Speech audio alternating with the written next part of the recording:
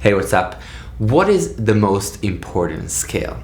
So I know this sounds a little bit pretentious, but actually there are two elements that are super important that we need to talk about. First, when we're playing scales and playing exercises, why are we doing this?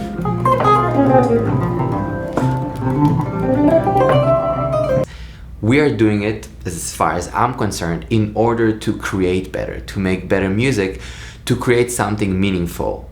Now, that means that we have to create. The second thing is we have to pay attention, to listen and have our ears and heart open to process the information that's happening. So knowing the fingerboard, practicing the physical motions is super important, but it's only maybe half of the deal. So in these exercises this exercise I'm going to show you right now, you will be able to really make music, and it's a huge one, and if you do it well, you can really progress very fast. All right, no further ado, let's make a loop.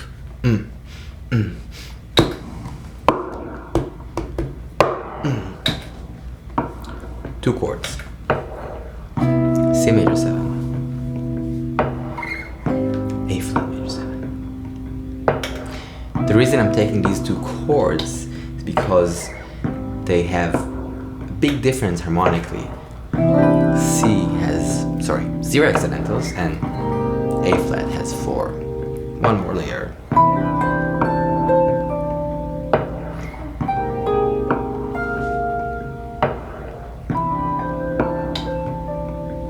Little bass.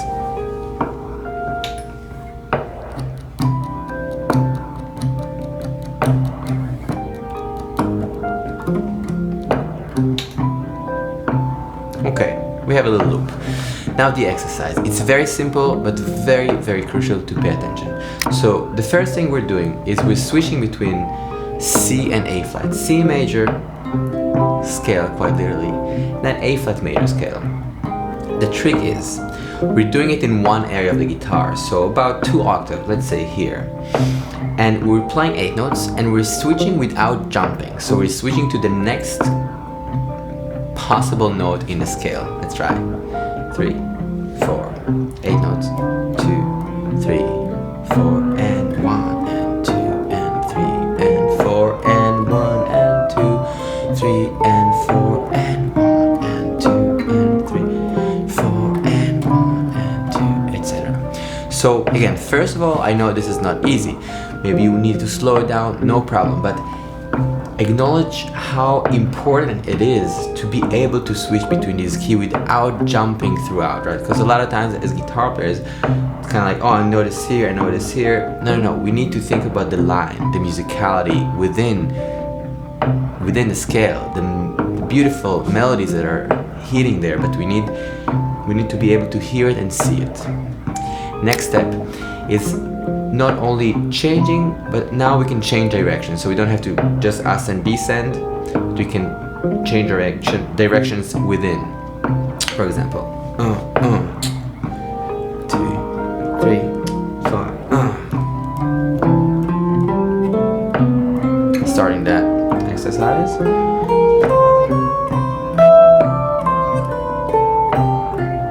Right.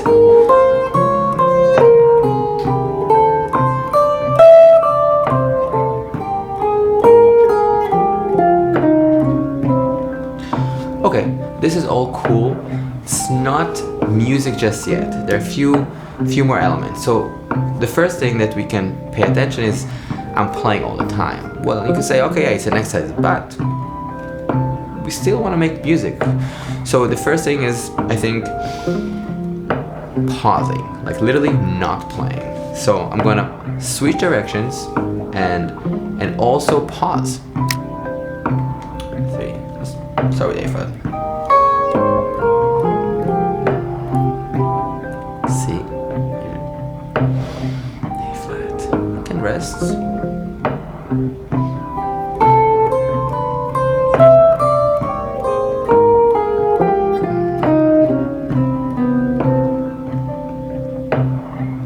Okay, I almost started playing chromatics because this is the next step.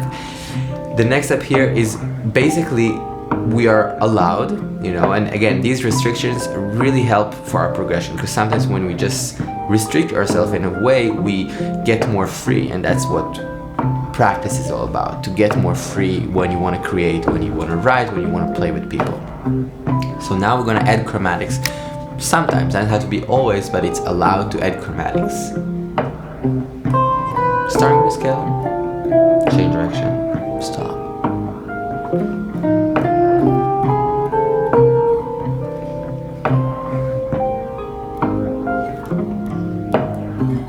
Right? Again. C, A flat, 3.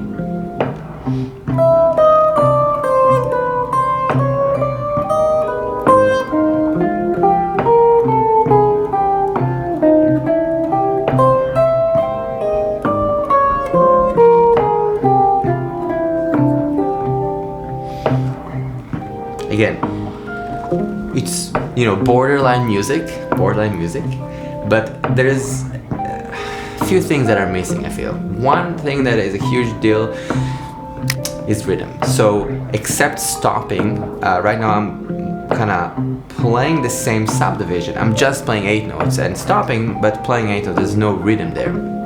So I can try and use a different subdivision, for example triplets. So I'm just gonna start and make sure I can play the scale in triplet. So C, A flat, C. Okay, let's say I can do it, which I know is not easy.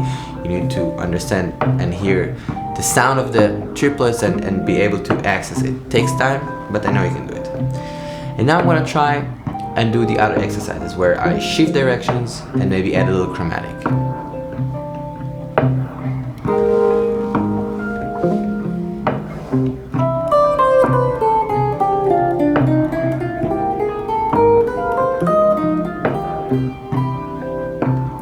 Now I'm gonna mix the triplets and the 8 notes.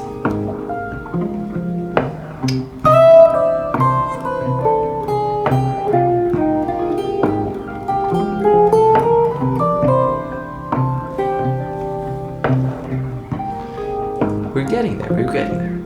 Next step, 16. So I'm gonna try and play 16 notes. Same thing, I'm gonna make sure that I hear it, make sure I can play the scale 16, and then we'll try to make music with it. 2. So.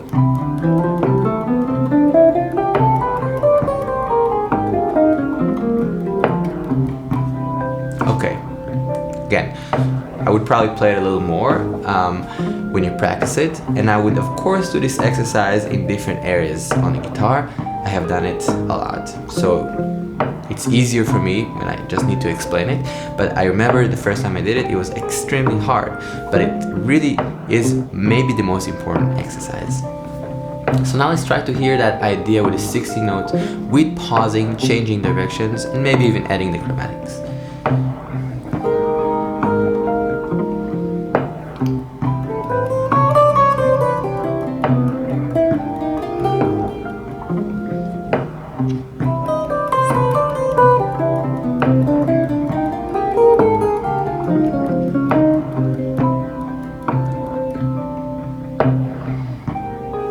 Okay, now I'm gonna solo with 8 notes, triplets, and 16s.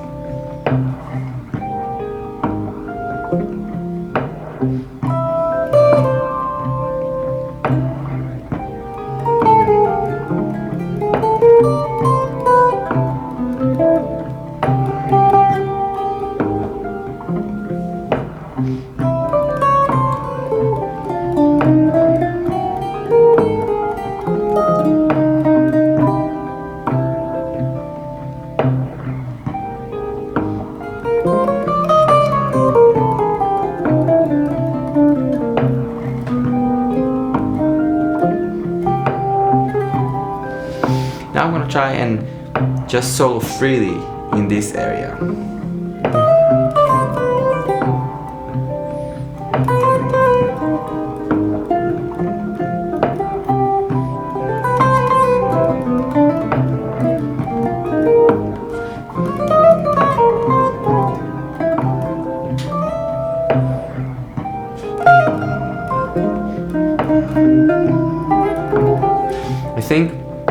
one of the things that will happen once you start doing these exercises that you start seeing the common tones of these keys and the important notes.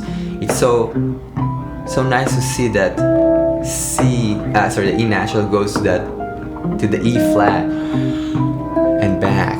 That's the biggest, I think, most beautiful thing for me. Like when you hear that A flat, that E flat goes to E natural, and it's so beautiful. There are a few of those notes that are kind of magical, and I think once you start practicing in this way, putting music on top is really, it's a huge thing, and this is why I think this exercise is really important.